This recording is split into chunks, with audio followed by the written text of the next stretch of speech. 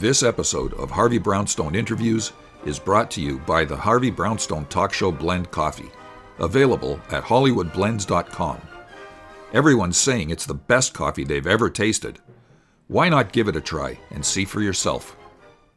Hello, everyone. I'm Harvey Brownstone, and today's guest is a multi-award-winning actress, singer, and producer who's perhaps best remembered for her unforgettable portrayal of Lucy Ewing on the phenomenally successful TV series Dallas, for which she received 2 Young Artist Awards, a Bambi Award, and a TV Land Pop Culture Award.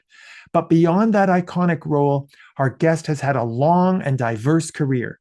On the big screen, she's appeared in dozens of movies, including Ragin Cajun, Deadly Bet, Center of the Web, Detonator, Edge of Salvation, A Unicorn for Christmas, Heavensent, Ladybug, Final Recovery, and many more.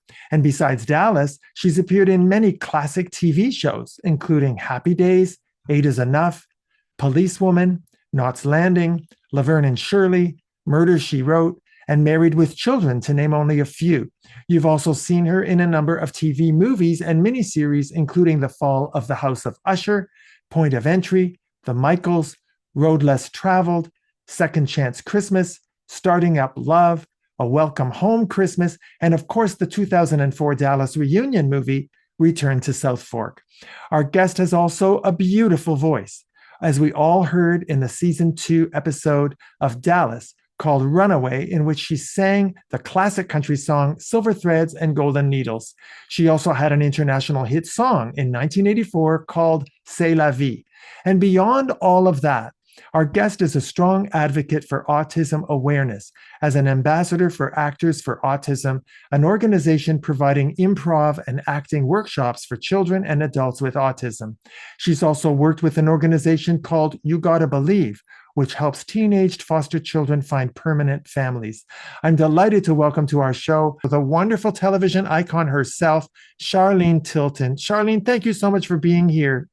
Thank you, Harvey. Boy, that was a trip down memory lane, hearing all those titles. Well, you've done a lot, and I want to start by acknowledging that you've spoken publicly many times about your very difficult childhood. You were raised by a single mother who struggled with significant mental health problems. You had no father figure in your life. By the time you were 15, you were living on your own in an apartment. Before Larry Hagman came along and changed your life in such a big way, what did you think your life was going to be like?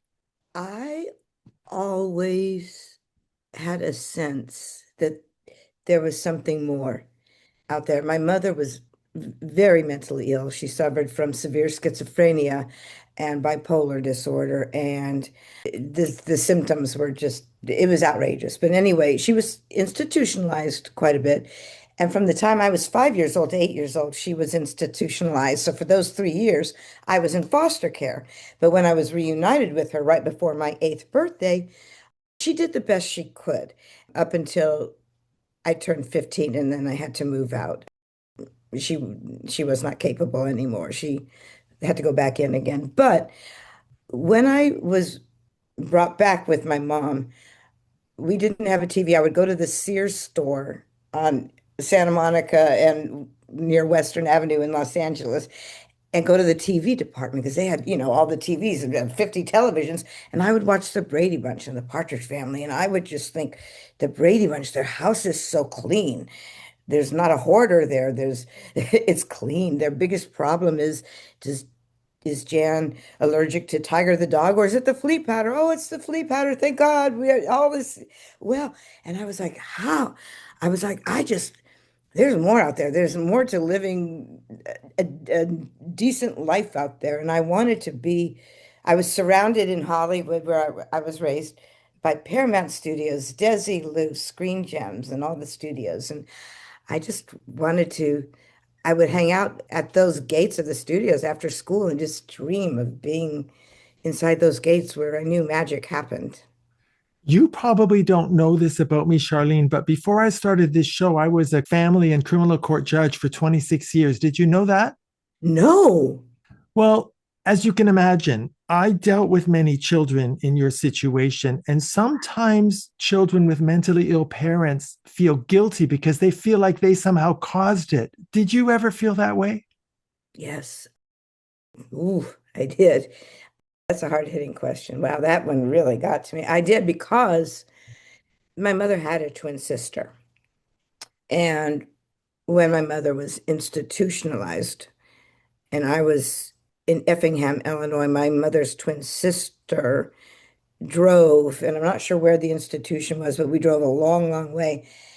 And the twin sister took me to see my mom, and she was in a room and she had a straight jacket on, my mom did, and she was sitting in her own body excretions and everything. And I was like 6 years old. And her twin sister said, "This is your fault. You did this to your mother. This is all because of you." And I'm 6 years old. And I was like trying to scream, "I'll be good, mommy. I promise. I promise I'll be okay. I'll be good." And yes, so not only because naturally, but I actually had someone else telling me. The twin sister was loopy herself in a different way. She was crazy too, but in a different way.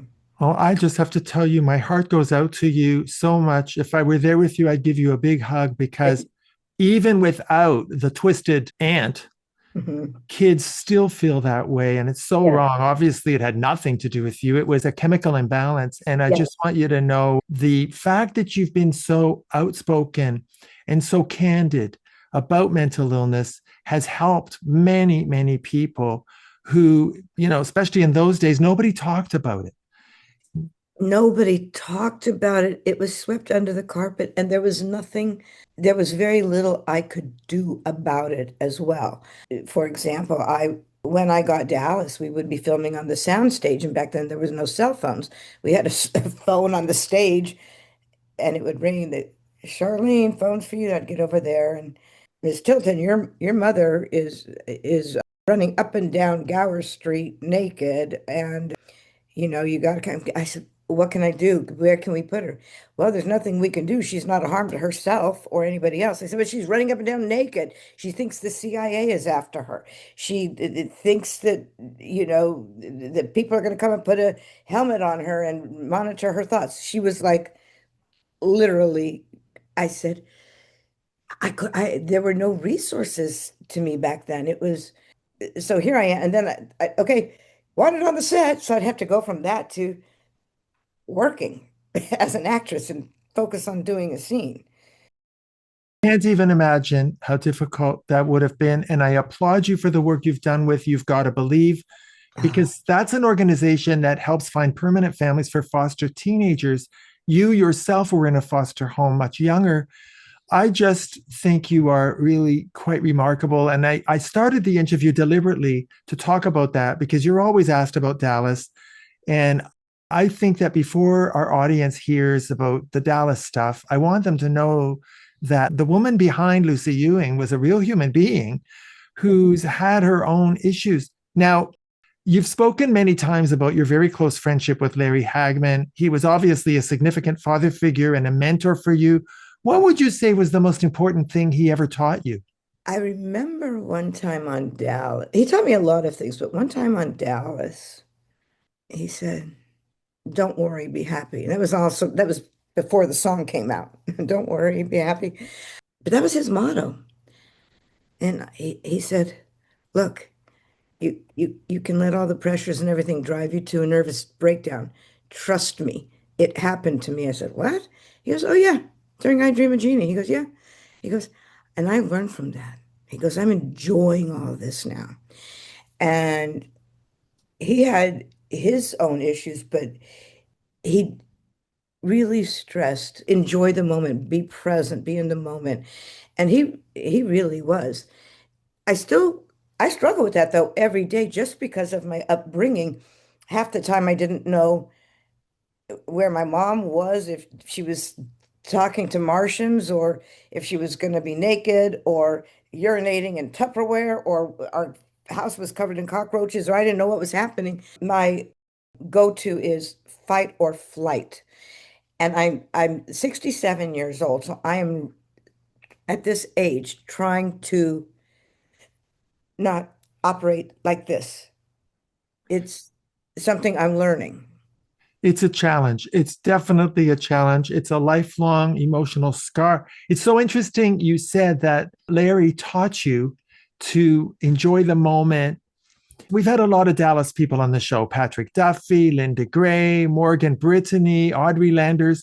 And when I asked them, what did they learn from Larry? Most of them said it was the work ethic, the stellar work Yes. ethic. Oh, unbelievable. He was the best. I did learn my work ethic from him. Oh, you were, 20 minutes early. You knew your lines. And, you know, people ask me, how did I not get caught up I was 17 when I started the show. How did I not go off the rails or whatever? And I couldn't, not only Larry Hagman, but everybody on that show, Barbara Bel Geddes, Oscar nominated actress, Tony, First Lady of the Stage, and Jim Davis, and all these people, they had the most stellar work ethics. And even though I was young and they took care of me, it was just expected. I mean, no one coddled me or babied me. It was expected. And I watched them and I learned by being in that environment. So I do a movie today. I show up with costumes. I show up with props. I show up every time I work. I get to work with the same people over and over again because my work ethic is phenomenal. Well, that stood you in good stead. And the other thing that I really admire about the Dallas crowd is that Larry had a way of creating a family atmosphere on and off the set. Yes. Yes. Now, from what you've seen from being in so many other shows, was the atmosphere on the set of Dallas unique? I believe it was unique. Of course, I didn't know that. I didn't have a lot to compare that to. I was only 17, but we were like a family. We still get together and talk to each other. I'll be seeing Linda Gray, Patrick Duffy, and Steve Canale this weekend. So we're doing a get together in Knoxville, Tennessee, and Fanboy Expo, and it's wonderful getting to see them. Well, please say hello from me. I will. I will. I have to say, it's kind of sad that Larry Hagman never won an Emmy or a Golden Globe or a Screen Actors Guild Award after everything he did. Isn't that surprising? It's bizarre because when you watch Dallas, and I have not even watched every episode, and I hadn't seen it in years. So during the pandemic, it came on Amazon Prime. I started watching it along with the rest of the world because people come up to us now at Linda Gray, Patrick Duffy, and I did Comic-Con, German Comic-Con, and in Germany, 50,000 people came up to us, and people who were watching it again, rediscovering it, or people that were younger than I am when I started the show, just crying, saying, "Oh, we love you, we love you." And I watch the show now, and Larry Hagman was one of the best actors of all time, of all time. Every little nuance, and he kept that character fresh all those years. And it wasn't just what was on the page. It, he was just the most brilliant actor. He really was. I think so too. Now, your character on Dallas, Lucy Ewing, was a manipulative little sex pot with lots of money, no parents. You certainly didn't grow up rich, but I would imagine you totally understood what made Lucy tick. When I read the description for Lucy Ewing, it was pretty much just how you described her. The description was a manipulative little sex pot born with a silver spoon, has everything money can buy. JR drove her mother and father, Gary and Valley Ewing, off the ranch, so she has no relationship with her parents. And she goes from man to man. She bed hops, goes from man to man. I got it immediately. I said, "Oh, no, no, no. It's not about the all of things she has, the materialistic things, and it's not the cars, the clothes, the jewelry, the big ranch. It's not her physical beauty going from man to man. It's because she's got a hole in her heart. She's got a void that she's trying to fill." I knew it. And they wouldn't see me. Barbara Miller, the iconic casting director who had cast me in Eight is Enough and Code Red and different things, she knew me. She said, no, Charlene's too young, not experienced enough, whatever. I snuck in every day to the Warner Brothers lot for 2 weeks and ran into her office and said, please let me read, let me read. Finally, they said, okay, come back tomorrow at 5 o'clock. And I said, can I have a script, sides? No, just show up tomorrow at 5. So the next day, I showed up at 1 o'clock when I knew they would be at lunch, her and her assistant, Irene Mariano.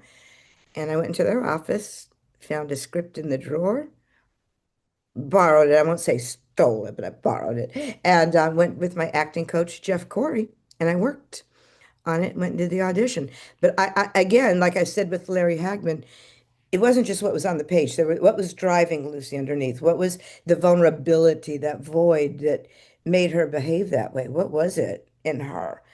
I got it right away. I knew it right away. I said, that part's mine.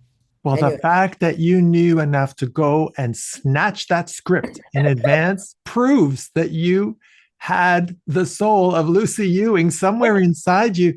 And she had a lot of interesting storylines. She was a troublemaker. She overcame a drug problem. She had lots of affairs, two failed marriages to the same man, an abortion, so much more. Did you have any input into the storylines for Lucy? No, not really. But when you when I look back now, Lucy's drug use, her addiction to pills. Lucy was raped. And oh, well, even before that, Lucy was engaged to be married to Kit Mainwaring, who was the son of the other prominent oil family in Dallas, the Mainwarings. And the son was like Lucy, the heir to this great big family.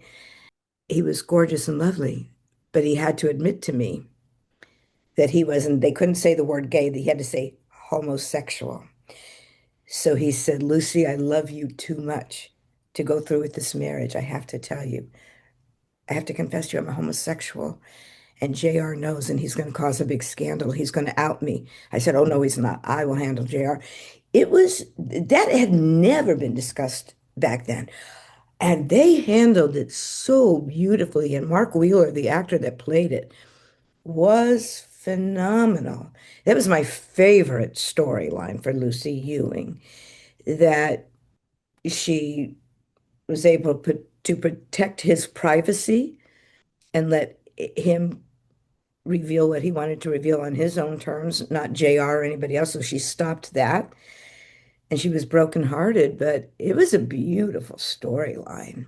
It was not only a beautiful storyline, but for young gay men like me back in the day when we were being told by employers and by our families that, you should just marry a woman because you could just play the game. And that's the way to get ahead in life. When we saw that Kit had the courage to tell you that he was gay and the way you handled it, it was very reinforcing and affirming for people like me who were determined to be authentically ourselves. So thank you for that. Thank God. Thank you for that.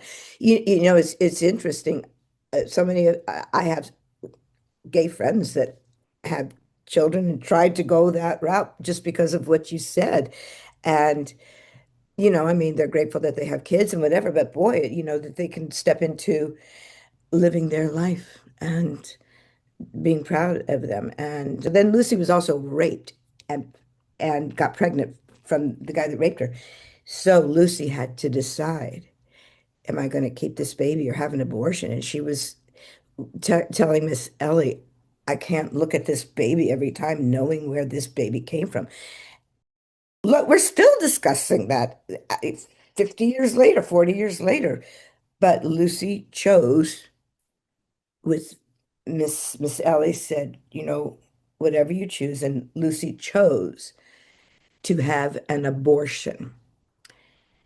Now, while we were filming that whole storyline that stretched on forever, I was actually pregnant with my beautiful daughter that I wanted very much. So every time I would do those scenes, they would go, cut, go, okay, mommy loves you. I would touch her. I love you. I'm an actress. That's just lines. I love you. And back then there were Walkmans. So I put the Walkman headphones around my stomach and I would be playing classical music while they were shooting up my close-up, putting classical music. So she was hearing classical music and not hearing me say, I don't want you. I don't want this baby. I don't want. That's amazing that the synchronicity of you being pregnant at the same time that was also a very powerful storyline. But I Yeah. gotta say, I mean, you left the show at the end of season 8. Then you were in the last 2 episodes of season 11. Then you became a series regular again in seasons 12 and 13, but you were not in the final season. Why did your character come and go so many times? I have no idea. When I left the first time, I was shocked. It was 7 years. My contract was up. Everybody's contract was up. And Leonard Katzman, the producer, called me into the studio. I came in one day. I wasn't working. I just came in sweats, no makeup. And he happened to be directing that episode. And he told me, he said, I just want to let you know this is what's happening. And he and the powers that be said, this is what we want to do. We want to put out a statement saying that you're choosing to leave the show to pursue other avenues and you want to pursue feature films and everything. And we want to put out that statement and we want to put that and we want you to put out that statement as well. And I said, are you firing me for any reason? And they said, no, we just, to this day, I don't know. I mean, if it was money because other people were now demanding more money, or if they really couldn't decide what to do. My character was now not that teenager. I'd grown, so what could they do with Lucy as she's getting older? Whatever it is. And they said, no, we love you. Your performances are great. And I said, well, then I'm happy with the truth. I said, no, I'm not going to say that. I'm not comfortable putting out a false statement. So I said, no, they didn't pick up my contract. And that's what I did. And I had that off at the pass. I mean, the minute I left, I went right out there. They were like, no, we wanted to say you left. And I said, no, I didn't leave you. You guys booted me out. So Well, you um, did it right because they had you back numerous times. they they had to, when they brought me back, they had asked me back, but I was doing a play and I couldn't do it. I couldn't come back. I was committed to doing a play. And so then when I did come back, Luella, Leonard's secretary, when I came back into the studio, into the office, she said, thank God, finally. And I said, but she goes, the fan mail. And I said, a lot of fan mail. She goes, no, I'm talking petitions. She said, petitions with thousands and thousands and thousands of signatures to bring you back. She goes, the network had to. They had to bring you back. I went, really? She goes, yeah. But you know what? I had my daughter, and it actually was not a bad thing for me because I was able to be a young mother. I was 23, to be a young mother with my newborn baby and be with her. And And was it healing for you to be the mom that you wish you had had? yes, yeah, it was in a way. You know, I just read something that is so true. You take care of those closest to you, the way you wish you had been taken care of. And And that's what you did. yeah, yeah, probably overboard. But then, talk about helicopter mom. My daughter's 40 and I'm still like and I she's think got that's beautiful. boys. I've got two little grandsons that I love. I'm with them every day. So I think that's wonderful. Now, you were a guest star on the 2012 Dallas reboot. Did you like that experience? I I did actually. I really did. They had sent the script, Steve Canale, and I knew that we were getting a script to come in. So we talked on the phone, said, all right, let's read the script and let's sit down and read the script and we'll talk afterwards.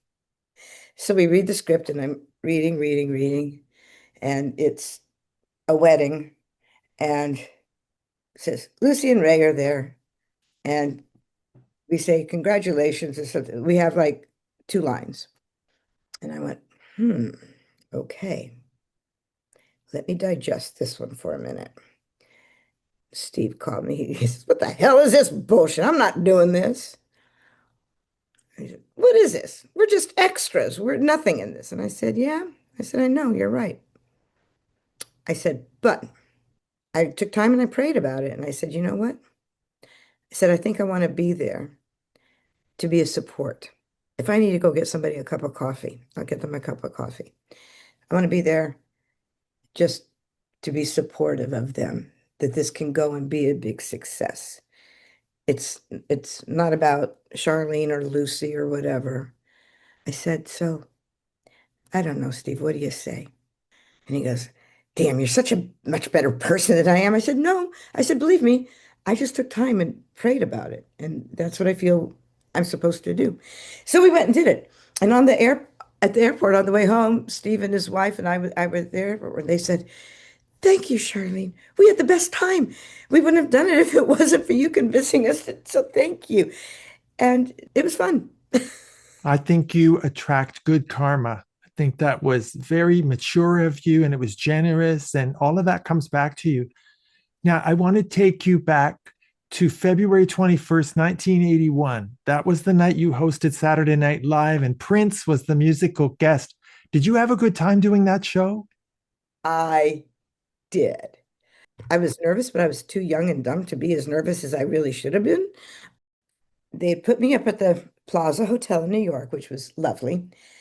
So I'm coming down the elevator with my manager because they had sent a car to take me to 30 Rock for our first day of rehearsal.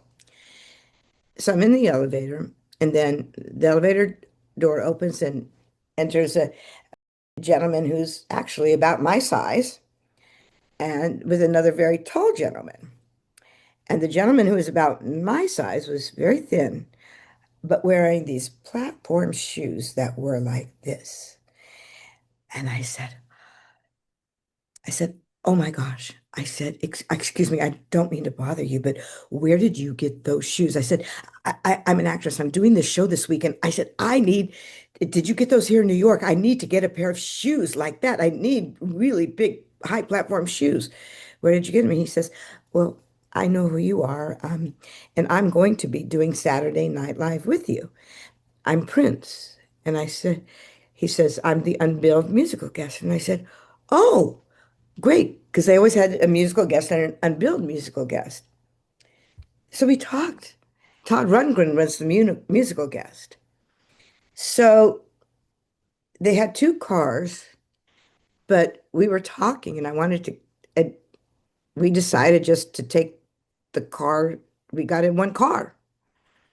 And so my manager, the gentleman who was with him, and he and I, we took the same car to 30 Rock. And we kept on talking. And as per usual, it was all about me, me, me, me. I'm like, oh my gosh, I'm so nervous. And he's like, you're going to be fine. He goes, you're going to be really great. I can tell you're going to be wonderful. And he was just like so calm. You're going to be great. So we get out there. It was very inappropriate. I walked into the room of the writers and everything, and I did not know my place would have been not to open my mouth. But I said, I have an idea for a sketch that I would really like to do. And at that time, the Chicken of the Sea tuna commercials were huge. Ask any mermaid you happen to see, what's the best tuna? Chicken of the Sea. So I said, I want to be the Chicken of the Sea mermaid. Now, of course, they hadn't done the Broadway musical of Sunset Boulevard or the remake, but I said, I want to do it like Norma Desmond. I want this Chicken of the Sea mermaid to be Norma Desmond with a martini and a cigarette going, yeah, I was the biggest, most famous mermaid of them all, and I was the biggest fish in the sea. And I had this idea for this sketch. And Eddie Murphy said, that's really funny. He goes, that's a great idea. He goes, I'd like to do something like that with you. And I was like, so Eddie Murphy and I did a scene together. It became Underwater Cop. It, so I was a mermaid, and you only see me from she's fierce. She gets the bad guy. And anyway, I'm a mermaid. I'm a mermaid cop. That's what it ended up being. So we shoot the show, and I go, my introduction is, ladies and gentlemen, Prince. He performed, and the world changed. We knew. right then and there that the world changed. And you rode in the limo with him going there. Can you imagine? Well, that show also featured a skit based on the Who Shot JR episode. And Charles Rocket, who played JR, was fired after that episode for using the F word on camera. How did you feel about that? Well, we're sitting there and there it's at the end of the show. It's the very end of the show, and he drops the F-bomb. And I thought to myself, oh wow, I mean, I know it's late night, but I didn't know you could say the F word on TV. I mean, I thought that to myself. Well, it went out live on the New York time. They edited it out for West Coast time. I believe he was fired before he left the stage. It was bad. I was like, oh, I'm not quite sure how the firing happened, but I knew I was like, oh, I felt bad for him. He was very talented. Yeah, that was the most expensive F bomb anybody's ever dropped to lose a job over that. Now, in 1979, you made a TV movie that I loved called The Fall of the House of Usher with the legendary Martin Landau, and Ray Walston was in it too. What was it like working with them? Marty was so great, Marty. Martin Landau was so great. He would just tell stories. And he would come over to my house after we got to know each other and film. And I would love to listen to all of his stories. And he was a member of the Actors Studio. And he was so inspirational and just this actor. And he was amazing. And Ray Walston was he became a dear friend of mine as well. He was precious. Yeah, that was a wonderful movie. I have to mention Charlene Tilton, the singer. Your 1984 hit song C'est la vie was a huge success in Europe and Asia. It didn't get the same exposure here in North America. Do you know why? Well, first of all, because I'm not a good singer, that's number one. It was a fluke. It was a fluke. I happened to be at a theatrical manager's house who had some big clients and that were there, and everyone was singing around the piano, and I was just singing, goofing off, and just with everybody else. And someone says, "Well, I run RCA in Europe, and we'd love to have you sing." And I was like, I don't sing. And he said, no, you're good enough and we can fix it, whatever. So anyway, I went and did it. But at that time, they were trying to get a lot of the TV stars. They did it with Cheryl Ladd, Linda Carter. They could really sing. I mean, they're genuine singers. I was not. And David Hasselhoff had a big music career. Again, he's a singer. I did a little pop song, C'est la vie, which was really catchy. And it just caught on in the clubs and things like that. Say la vie. Why worry? Say la vie. Whatever will be, will be. I mean, it was just this little silly song, and I had a great time recording it. And it is me singing, but not any great shakes for sure. Well, I think they should have released it in America and made a big hit out of it. Now, I I read that. actually did get to sing though, not too long ago. I did Snow White at the play at the Pasadena Playhouse. I played the Wicked Queen, and Ariana Grande was Snow White, and Neil Patrick Harris was the Mirror. And so I did get to sing in that. But I'll tell you, with that beautiful Miss Ariana Grande, we were doing 3 shows a day. That girl had talk about work ethic. She was amazing. She was vocalizing before every show. She was amazing. Came in the first day, didn't even have a script in her hand for rehearsal. She was on top of it. Yeah, And she's a real pro. yeah, I, and so was Neil Patrick Harris, of course, too. So I read that at one point you were offered the role of Rizzo in Grease, but you turned it down. Is that right? I did. Again, it was at one of those times, they had sort of a revolving door of people, anywhere from Rosie O'Donnell to maybe Brooke Shields did it, I think. They had all these different people coming in and playing Rizzo. Again, I'm not a great singer. Some of those people were really good singers, but I definitely knew I could have acted Rizzo out. And I even went and met with the musical director. And I said, I'm really nervous. And he said, you've got this. He said, trust me. What I just heard you do, he goes, your voice is great. and you know this character, you can do it. But my daughter was just starting high school, and the transition from junior high to high school was already tough enough. And I just thought she knew all her friends. She knew the high school that she was going to. It was a performing arts high school. And I just thought, I can't take her off to New York where she doesn't know anybody, or she's already really looking forward to this high school experience with all of her friends. And or for me to go off on my own without being there for her, You I know had, something, Miss Charlene Tilton? Your priorities are screwed on so well. You really deserve you. The best way to honor your mother is the motherhood that you've demonstrated. I'm so impressed. Now, I have to also mention in 1994, you were in a very funny movie called Silence of the Hams, co-starring Dom DeLuise. Did you get to know him at all? I did. He was magnificent. That movie is so good. And Billy Zane and I were together not too long ago because they released it on Blu-ray or something. They put it out, and then they had, so Billy Zane and I were doing some behind the scenes talking about it. I've only seen the movie once, and and it's been years. I'm watching it. That movie was good. Billy Zane was hysterical. My character it was really a good, funny movie. I don't even know where you can find it or where it's on, but if anyone can find Silence of the Hams, obviously a spin-off on Silence on the Lambs, a satire spoof, and Psycho. So it's really good. Yeah, that's why I mentioned it. I want my viewers to check it out. Another thing that really amazed me about you in 2012, you were a contestant on season 7 of the British ice skating show Dancing on Ice. Your partner was the famous figure skater Matthew Gonzalez. You made it all the way to week 5, which is pretty darn good in my opinion. What was that experience like? It was amazing. My little Matty Gonzalez, I loved him, but they had come to Los Angeles casting. They wanted to get like two Hollywood celebrities to come on to compete with the British celebrities or other celebrities they were going to have.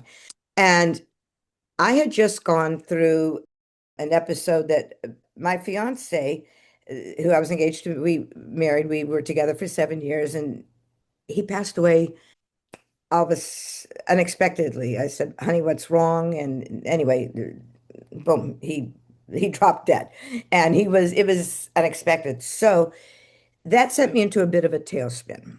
I was just sitting on the couch, drinking, not doing anything. And then I hear this voice from God saying, like, are you just gonna lay here and join Chetty, or do you want to live the life I have for you? And I said, okay.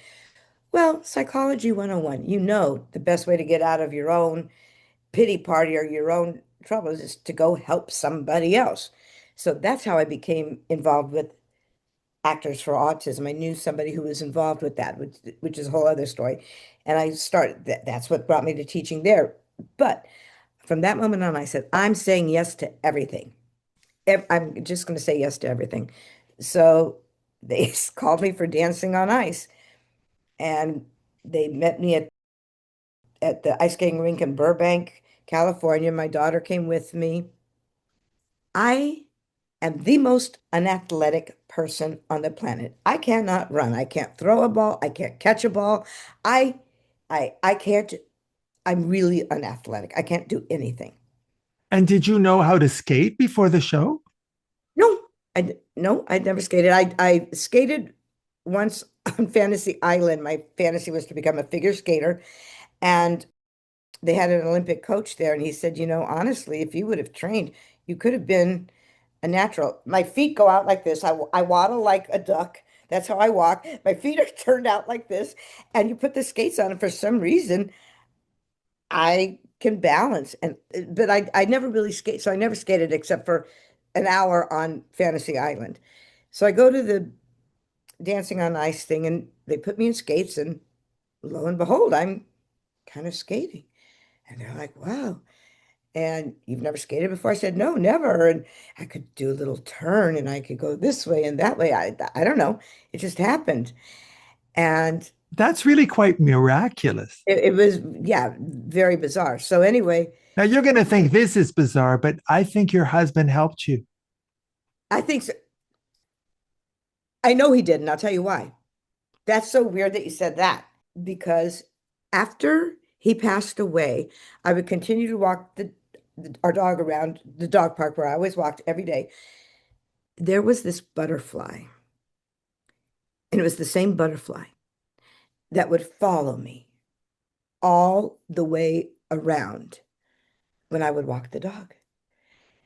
And at first I didn't think anything, but that same butterfly would come around every day for like 2 weeks and would go our walk. And at first I thought it's a beautiful butterfly, but then I was like, that's really bizarre. And I could tell by the markings it was the same butterfly. After 2 weeks, anyway, it stopped. So years later, a couple of years later, I'm in London in the studio in the middle of winter on an ice rink that's built in a studio.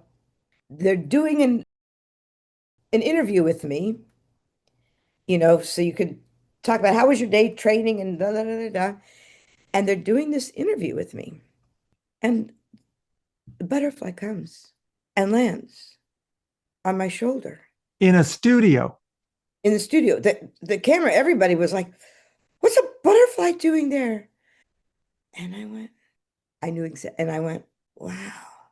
Yeah, you're giving me goosebumps. I And I just know said, that he helped you. I think you have a lot of guardian angels around you. That's how you got through your childhood. And your deceased husband, God rest his soul, is one of them. yeah, that was true. But when we were doing the interview for Dancing on Ice, so afterwards they said, this is amazing. And you didn't even fall once. And my daughter and I started laughing so hard. We were just like doubled over laughing. And the producers, and we had Torval and Dean, the famous figure skaters, Olympic figure skaters there. And everyone was like, what's so funny? And they said, what is so funny? What's so funny? I said, do you want to tell them, Cherish, or should I? She goes, oh, no, let me tell them, Mom. She goes, I said, Cherish, what do I do more than any person on the planet? She says, fall down. And I said, that's true. Up the stairs, down the stairs, high heels, sneakers, standing still, couple glasses of wine, completely sober. I fall all the time. And I didn't fall ice skating, not once. A miracle. Honestly, the fact that you didn't skate except for once on Fantasy Island and you managed to get to week 5, I was so impressed. And I want to mention something else. 2 years ago, you starred in a wonderful movie called Heavensent, which was about a beautiful friendship between two women in their 60s. I always felt that movie should have been turned into a TV series like the Jane Fonda and Lily Tomlin one, don't you think? Why didn't they? That's a brilliant idea. Why didn't they do that? I don't know, but the friendship of two senior women, which we saw with Grace and Frankie, the Jane Fonda and Lily Tomlin My show. favorite show. Oh, I binge watched that like 10 times. I just kept watching that over and over again. But Heaven Sent really should have been spun off into a series. So now I got to tell you that. That Heaven Sent movie, I think it's on Pureflix. That's probably, my daughter says it's my favorite thing you've ever done. I loved it. It was so good. The movie itself was so good, and I loved it. Well, maybe that was the best thing you'd ever done up to that point. But your current movie, Final Recovery, which is on Amazon Prime and Tubi, it's a horror thriller. Can you tell us a little bit about how you managed to deliver such a mesmerizing performance? You're getting rave reviews everywhere. The reviews are like incredible. I've never done a horror movie before. I don't, I can't watch like the movie Saw or Chucky or things like that. I can't do that. I love thrillers, but I'm not good with the horror genre, watching them. But I was offered this movie, and I play a woman who runs a drug rehabilitation center, which I felt I believe is a very important topic anyway. And because it took place It's not a Christmas movie, but it takes place around Christmas. So I went and bought all these Christmas sweaters. So all through the movie, my character, Nanny Lou, is wearing all these Christmas sweaters. And it says in the script, it said I crochet. So I had somebody I know that crochet could started a crocheted Christmas tree and a crocheted Santa Claus and taught me how to crochet enough that I could, during the filming, I could be finishing it. So I came with, and I brought my own props. I have a Christmas coffee cup that says joy. So all these things in my little sweet Christmas sweaters with snowmen and Santa Claus, I am helping these drug addicted people, but we don't know that Nanny Lou is just as they're about to be released and gone through their treatment, she slips some drugs and is getting them hooked back into her. And then when they start to complain, they disappear. How do they disappear? You'll have to watch the movie to find out what Nanny Lou has going on in her basement. Well, how does it feel to have the critics saying that you are the next Kathy Bates from Misery? I know they were comparing me to Kathy Bates in Misery or Nurse Ratched in One Flew Over the Cuckoo's Nest and saying that I'm the scariest because and I knew because it looks like I'm the sweetest little grandmother with my little Christmas sweater and I wear these little girl barrettes in my hair because the movie opens where you see my character at 10 years old witnessing her father being killed by a drug addict. And that's how the movie opens. And and I know from personal experience, but when a child, especially at a young age, goes through any kind of trauma, there's something that stunts their growth right then and there. There's something that stops. So to me, it wasn't in the script, it was nothing, but I just wore little girl barrettes just in my hair like a little 10-year-old girl would wear. That's all, just a little thing. Well, again, for the benefit of our viewers, the movie is called Final Recovery. You can see it on Amazon Prime or Tubi, and you will see a very different Charlene Tilton. But that script, that story, and that character are going to stay with you a long time. Charlene, when I was doing my research for this interview, I came across a very poignant, very eye opening interview you did with People magazine a few years ago. You talked about your incredibly different childhood. You said something that really touched me. You said you've always been an optimist who sees the bright side of things, and that's what has sustained you during tumultuous times. Where do you think that optimism came from? Honestly, it's a gift of God. It's a gift from God, however you're wired. I wasn't born with long legs, but I have this gift of optimism and I love to encourage people. My daughter says you can walk in anywhere and everyone won't be talking. She says within 15 minutes, Mom, you will have everybody thinking they've been best friends and you have brought everybody together. I love doing that and I don't know. It's a gift. It is a gift. Now I still have to do a lot of meditating and I do a lot of things that I've learned over the years to stop my flight, fight or flight reflexes because I can also go to like when my daughter started driving. Oh my God, there's going to be an accident. I can go that way real quick too. So I have to, like the Bible says, bring every thought into captivity to the glory of God. Well, every time those scary bad thoughts, I got to take control of them. And any negative thoughts, I got to take control of them. It's easier said than done sometimes. In AA where they say it's one day at a time, well, sometimes it's 1 minute at a time. You gotta rein it in. Meditation, breathing, whatever it takes to get you personally, whoever, I just try to be calm and look at people and be present. I live on a lake, a beautiful lake, and there's a restaurant that is open to the lake. It's just a casual neighborhood place. And I was and I love to go. I love the blue hair and the cranes, the ducks, the geese. I love my lake. So I'm walking by this restaurant that's open to the lake, and it was lunchtime. And all these people are waiting, and they're all sitting there facing this beautiful lake. And as I walk, I see everyone, and there's about 20 people there. They're all just sitting facing the lake, some with sitting next to somebody else. And I had to step back and take a picture. Every one of them was On like their this, phones, on their phones. on their phone, like this, sitting next to somebody. And I'm like, there's 40 pelican out there. There's a swarm of, there's a gaggle of geese. There's pelicans out there. And you're sitting there like this. And I'm like, take a second, for God's sake. And I took a picture. I have it on my phone. I just stepped back and took a picture of just all these people. Boy, Well, have you ever thought about writing a memoir? And look at the life you've lived, and look at the lessons you've learned, and look at the way you can teach.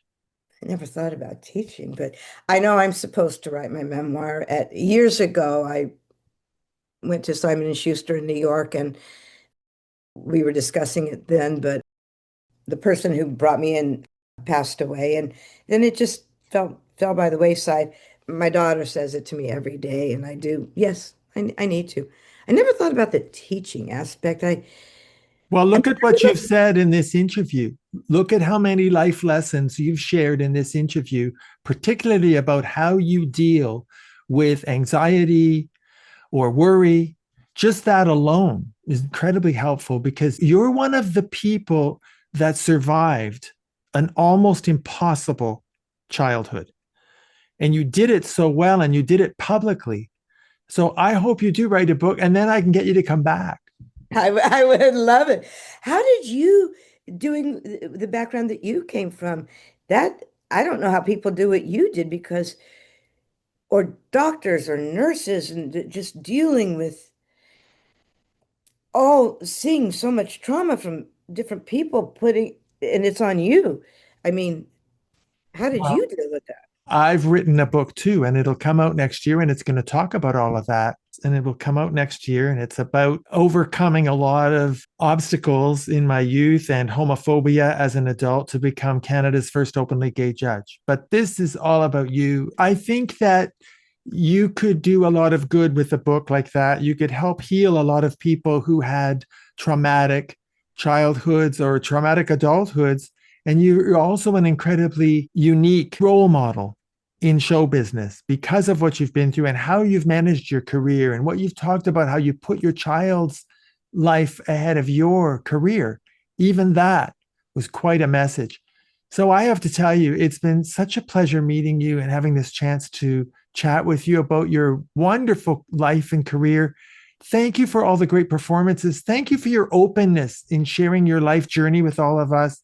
And most of all, thank you for taking the time to appear on our show. Thank you. I can't wait to read your book, and thank you for all of that. And thank you for talking about You've Got to Believe, that organization. My Seth Radusky and James Wesley, who run that organization in New York. Oh, they are an important organization to help foster kids in New York City, especially the ones aging out of the system. Mm-mm-mm. Very, very important organization, and I'm proud of you for being involved in it. Thank you again so much for being on our show. Our guest has been the incomparable Charlene Tilton. Don't miss her brand new movie, Final Recovery, which is now appearing on Amazon Prime and Tubi. My name is Harvey Brownstone. Thank you all for joining us. See you next time. Thank you to my producers, Steve Silver, my managers, Rick Marcelli and Robin Bragg Marcelli of the Marcelli Company in Hollywood, my director of programming, Robert Monaghan, my editor, Isaiah Sheralampidis, and my entire team at the XPTV1 network in the UK.